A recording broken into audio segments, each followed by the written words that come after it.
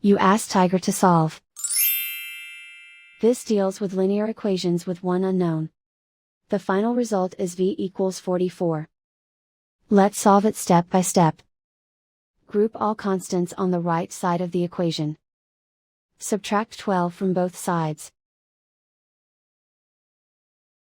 Group like terms. Simplify the arithmetic.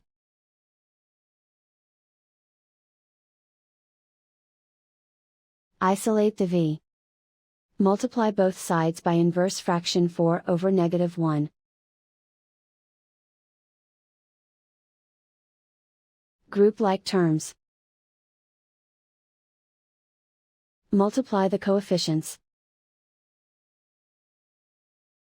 Simplify the arithmetic.